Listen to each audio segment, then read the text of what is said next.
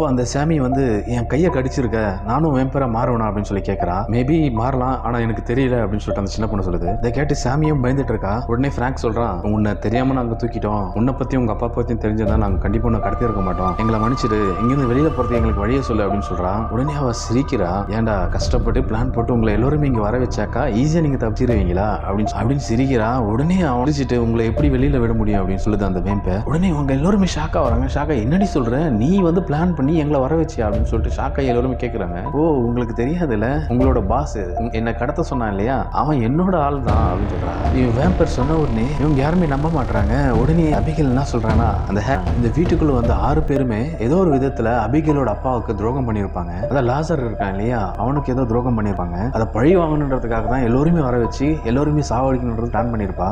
இங்க ஒரே ஒரு ஆள் மட்டும் இருங்க, மத்தவங்க எல்லாரும் வெளியில வாங்க அப்படின்னு சொல்லிட்டு வெளில கூப்பிட்டு போறான். உடனே பிராங்க் மட்டும் அங்க இருப்பான், மத்தவங்க எல்லாம் வெளியில வந்துருவாங்க. உடனே அந்த அபிகேல் சொல்றா பிராங்க் கிட்ட, இந்த கதவை திறந்து என்னை வெளியில விடு, உன்னை மட்டும் உயிரோட விடுறேன், மத்தவங்க எல்லாரும் நான் சாவடிச்சுக்கிறேன் அப்படின்னு சொல்றா. உடனே அவன் பிராங்க் சொல்றான், நீ எனக்கு வெளியில போறதுக்கான ஒரு வழியை சொல்லு, அதுக்கப்புறம் நான் உனக்கு கதவை திறந்து விடுறேன் அப்படின்னு சொல்றான். அந்த அபிகேல் ஆரம்பத்துல முடியாதுன்றா. அதுக்கப்புறம் தப்பிச்சு போறதுக்கான இந்த டோர் இந்த வீட்டுல ஒரு லைப்ரரி இருக்கு, அந்த இடத்துல இருக்கு, போங்க அப்படின்னு சொல்றா. உடனே அந்த அபிகேல் சொல்றா, நீ கேட்டதை நான் சொல்லிட்டேன்ல, அந்த கதவை ஓபன் பண்ணி விடு அப்படின்னு சொல்றா. பிராங்க் வந்து திறக்க மாட்டேன் அப்படின்னு சொல்றான். இந்த அபிகேல் என்ன பண்றான்னா, அந்த இரும்பு கேட்டையை அடிச்சு உடச்சு தூக்கி போட்டுட்டு அப்படியே டான்ஸ் ஆடிட்டு வெளியில வரா. அப்ப இவங்களோட சும்மா ஜாலியா ஃபன் பண்றதுக்காக அந்த கூண்டுக்குள்ள இருந்திருப்பா போல. அப்போ வந்து இந்த பிராங்கோட ஜோலியை முடிக்கிறதுக்கு இதே மாதிரி இந்த படத்தோட ஃபுல் ஸ்டோரியை பார்க்கறதுக்கு நம்மளோட சேனலை சப்ஸ்கிரைப் பண்ணுங்க. டிஸ்கிரிப்ஷன்ல அந்த படத்தோட லிங்க் கொடுத்துருக்கேன், அதை கிளிக் பண்ணி இந்த படத்தோட ஃபுல் ஸ்டோரியை பாருங்க.